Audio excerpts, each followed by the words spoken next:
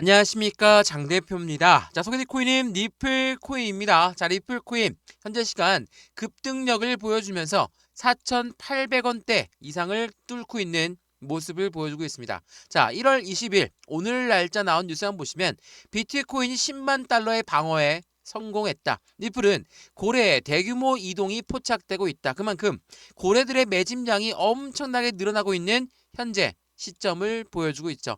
자, 리플 코인의 상승력을 가져오는 원동력, 그리고 전체적인 코인 시장의 원동력은 뭡니까? 바로 1월 21일 새벽 2시에 나올 미국 해당되는 트럼프의 취임식입니다. 자, 이러한 부분이 강력한 상승에 대한 모멘텀을 지원하고 있는 건 트럼프가 해당되는 대통령 선거 전에 뭐라고 했습니까? 트럼프는 코인 시장의 대통령이 될 것이다. 또 하나 해당되는 미국이란 나라는 코인의 수도가 될 것이다. 비트코인을 우리는 안 팔 거야. 비축 자산 만들 거야. SEC 위원장은 이미 잘라냈고 그 이후에 강력한 상승에 대한 정책적 방향성을 밝히겠다. 자, 이러한 부분들이 전체 코인의 상승력을 추가적으로 가져오는 모습을 보였습니다. 근데 어제 날짜로 어떠한 모습을 보였습니까? 하방 압박을 받으면서 여기 4,500원도 이탈하는 모습을 보였죠. 근데 제가 오늘 아침 브리핑에서도 말씀을 드렸지만 어제 날짜 강력한 상승에 대한 모멘텀이 나오기 전에는 항상 선반영을 한다라고 말씀을 드렸죠. 선반영은 뭡니까? 혹시라도 안 좋은 결과가 나올 수 있기 때문에 가장 악조건 속에서 얼만큼 떨어질 수 있을 것인가 물량 테스트를 한다. 고래들은 이 물량 테스트를 통해서 개인들의 물량을 흡수하면서 그들의 비중을 추가하고 있다. 자, 이 부분 여러 번 강조 말씀드렸죠. 그만큼 고래라고 하는 세력들은 절대로 개인들을 위해서 정말 좋은 코인이니까 너희들부터 들어와라. 우리가 이따가 들어갈게. 나쁜 코인이니까 너희부터 나가라. 우리가 이따 매도할게. 이러한 아이들이 아니죠. 고래는 어떻게 해서든 개인들의 물량을 털고 가기 위해서 개인들의 물량은 어제 날짜처럼 하방 압박을 가져오면 자연스럽게 매도가 나올 거니까 그 매도 물량을 다 고래가 흡수하는 모습을 가져갔다라는 거. 이게 매우 중요할 수밖에 없어요. 그래서 여러 번 강조 말씀드렸던 부분 중에 뭐가 있습니까? 고래들의 자전거래에 우리 또한 물량을 털려서는 안 된다. 그리고 매수와 매도의 관점은 어떠한 관점을 먼저 봐야 됩니까? 리플이 갖고 있는 상승에 대한 모멘텀이 무엇이 있고 그 모멘텀에 따라서 어디까지 목표가를 설정할 수 있을 것인가. 이게 매우 중요하다라고 여러 번 말씀을 드렸죠. 첫 번째로 뭐가 있습니까? 리플 코인 강력한 상승에 대한 모멘텀 중에 하나는 CBDC 디지털 화폐라고 합니다. 자, 디지털 화폐는 무엇을 말하죠? 우리가 사용하고 있는 종이지폐, 동전 우리 이용 안 하죠. 벌써 신용카드만 이용하고 있는데 이 부분이 이젠 디지털 화폐로 바뀌는 부분. 우리나라 한국은행 또한 CBDC를 개발하고 있다는 거. 두 번째 뭐가 있습니까? 스테이블 코인. 이 스테이블 코인 달러와 1대1로 연동된다.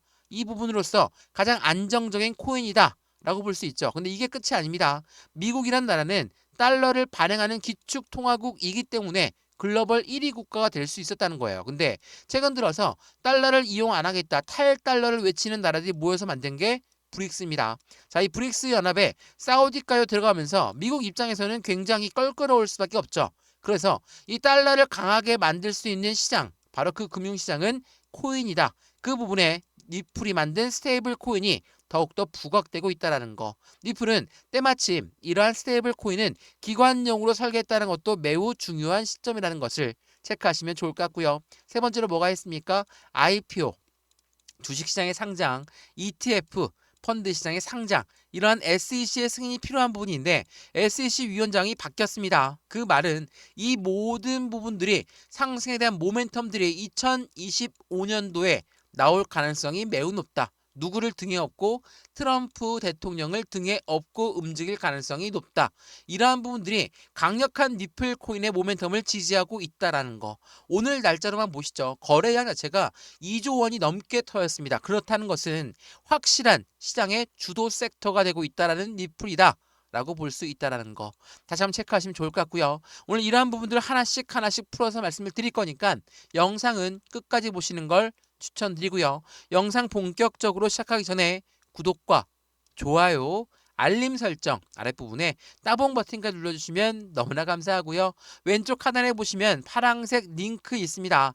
링크 클릭하시면 저희 쪽 자료 먼저 받아보시고 톡방에 들어올 수 있으니까 이 부분으로 안정적인 수익관을 같이 만들면 너무나 좋겠죠? 지금 영상도 다 무료로 보시는 것처럼 이 모든 부분들 다 무료니까 먼저 들어와서 판단하셔도 절대 늦지 않는다는 거. 상승에 대한 모멘텀을 알고 있으면 이 부분에 맞춰서 매매 대응 전략은 어떻게 가져가야 될지, 비중 관리는 어떻게 해야 될지, 확실한 수익관은 어떻게 하면 극대화로 만들 수 있을지, 이 부분들 하나씩 하나씩 짚어서 말씀을 드릴 거니까 영상은 끝까지 보시는 거 다시 한번 추천을 드리겠습니다. 자, 우선 고래들의 움직임, 고래들의 매집량을 엄청나게 늘렸다라고 뉴스를 보여드렸죠. 자, 리플의 고래가 대규모의 이동이 포착됐다. 이게 1월 20일 오늘 날짜 나왔던 뉴스인데 그 전에도 똑같은 내용이 비슷한 내용이 있었습니다. 어떤 내용입니까? 자, 업비트의 고래는 리플을 1조를 팔았다. 자, 이게 이거 매도 뉴스 아닙니까? 어떻게 매도 뉴스가 고래들의 매집이라고 볼 수 있냐? 그렇지가 않죠. 이러한 매도가 나왔다라는 것은 누군가가 1조를 매수했다라는 거. 제가 이 부분 설명 많이 해드렸죠. 매도는 그냥 매도했다고 해서 체결되는 게 아닙니다. 매수자가 있어야지 체결되겠죠. 이게 언제 나왔습니까? 12월 20일 날 나왔던 뉴스예요. 자, 이러한 뉴스만 보게 되면 고래들이 매도했으니까 우리도 개인도 빨리 매도해야 되겠다. 이런 생각들을 먼저 가질 수밖에 없겠죠. 근데 그게 아니라는 겁니다. 고래들은 계속적으로 손을 바꿔가면서 손바뀜이 나오면서 개인들의 물량을 흡수하고 있는 모습을 보인다. 1조를 매도했다라고 하니까 개인들은 매도하는 물량이 있을 거고 그 매도 물량을 누가 받습니까? 고래들이 재차 매수 라인을 잡고 있다. 이거 뭐라고 했죠? 자전거래를 돌리고 있는 고래들의 움직임을 우리는 판단할 수 있다라는 거. 매도 나왔다는 뉴스로 매도하는 거 절대 아닙니다. 더군다나 엄청나게 많은 물량을 매도했다는 건 대량 매매가 일어났다는 거. 대량 매매가 일어났다는 건 무엇을 말합니까? 블록딜이 발생되었다. 블록딜이라는 것은 말 그대로 딜을 했다라는 거예요.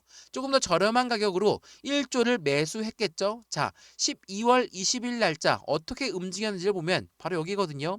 12월 20일 1조를 매도했으면 급락하고 엄청나게 떨어져야 되는데 안 떨어져요. 3,000원 라인대를 지지받고 다시 끌어올려주는 모습을 보였죠.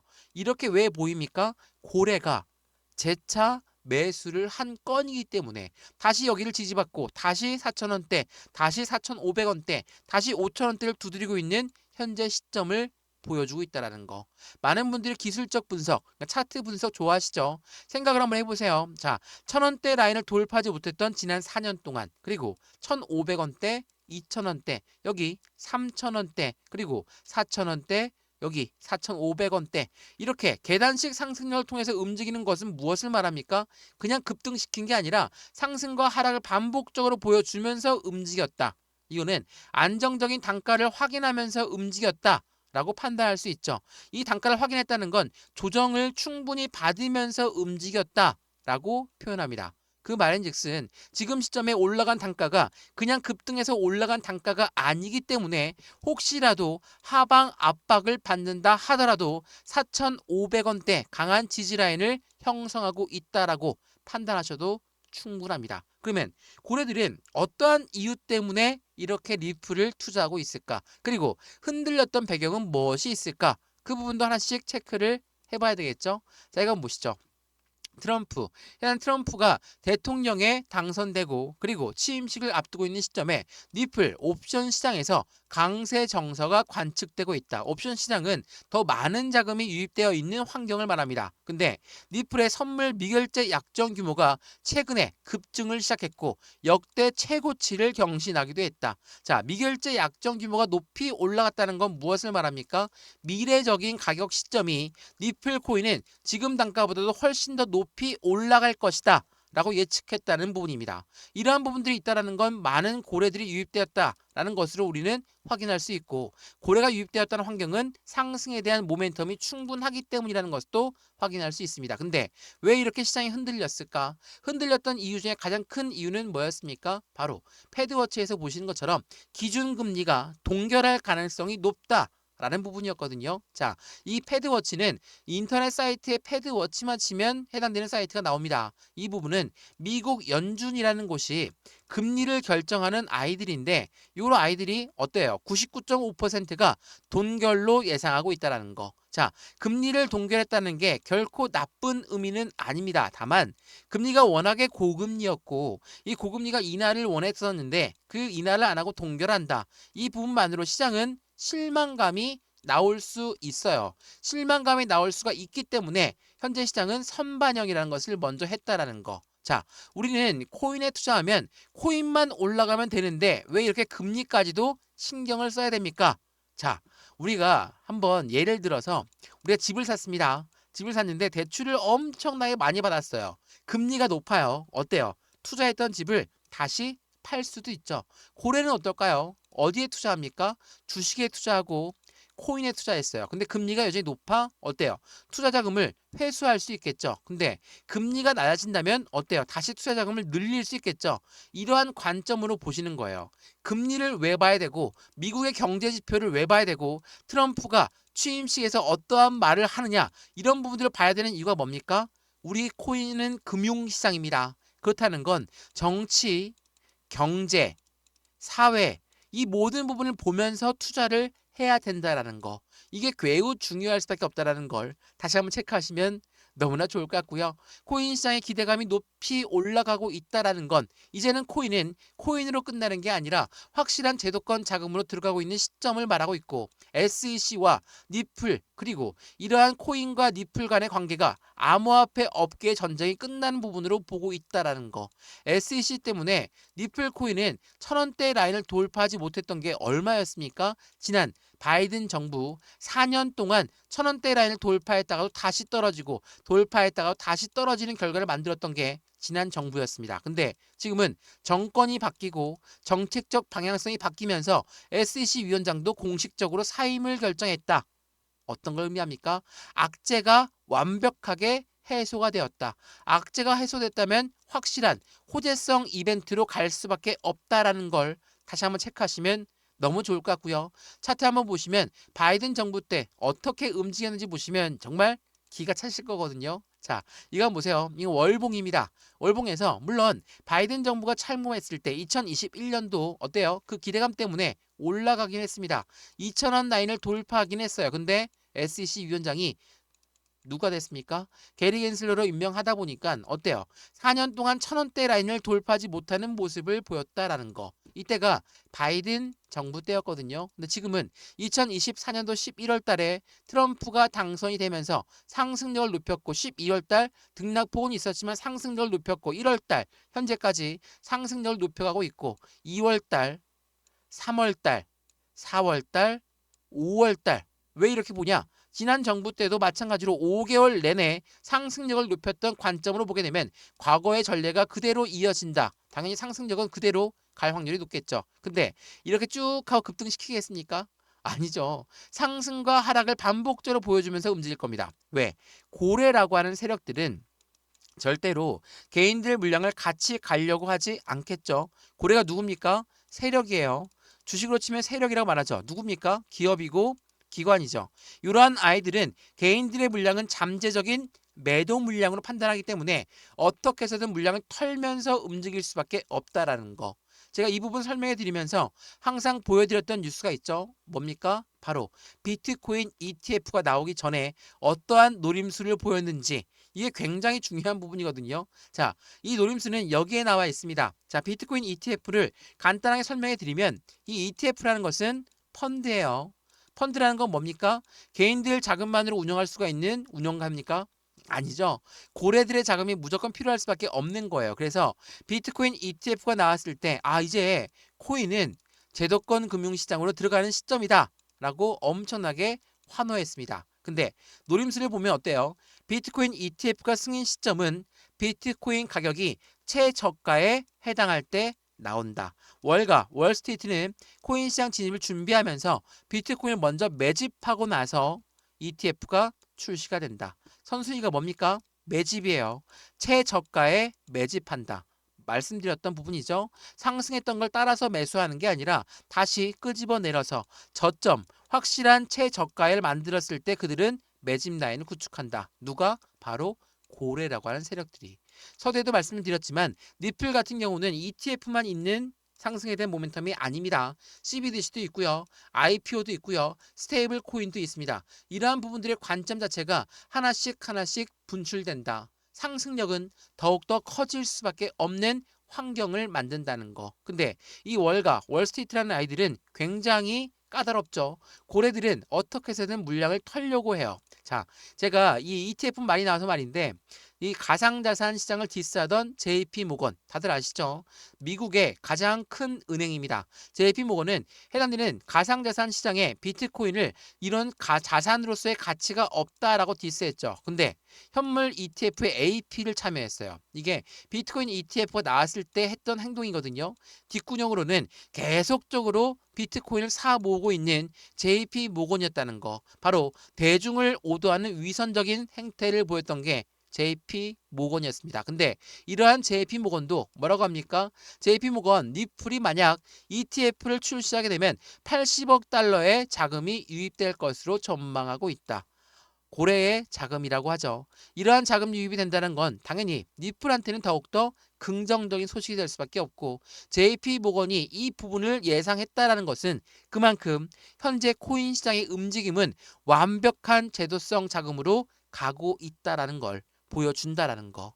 이게 매우 중요할 수밖에 없죠. 더군다나 이 스테이블 코인도 말씀을 드렸지만 이 RLUSD라는 스테이블 코인이 어떠한 시장에 영향을 줄 것이냐 말씀드렸던 트럼프 정부와 굉장히 밀접하게 연결되어 있다라고 말씀을 드렸죠. 자 보시면 이 리플 스테이블 코인은 기관용으로 설계된 것을 확인할 수 있습니다. 이 리플의 스테이블 코인과 니플이 어떠한 연결관계가 있냐? 이렇게 물어보시는 분이 있으시더라고요. 제가 영상 댓글에 남겨놨는데 니플은 유동성과 거래를 중점으로 한다고 말씀드렸죠. 자, 트럼프가 예상하고 있는 그림은 뭡니까? 청사진은 코인 시장은 달러와 똑같은 역할을 할 것이다. 라는 거죠. 이건 무엇을 말합니까? 국제 무역에서 이용 가능하게끔 만든다는 게 트럼프의 전략입니다. 그렇다면 달러와 똑같이 이용한다면 당연히 시장의 안전성은 더욱더 커질 수밖에 없겠죠. 그거에 발맞춰서 니플, RLUSD는 기관용으로 설계됐어요. 국제 무역에서 거래할 수 있게끔 만들었다는 거. 그러면 여기서 니플은 어떻게 사용되냐? 최근에 니플의 스테이블 코인이 여러 군데 상장되고 있죠.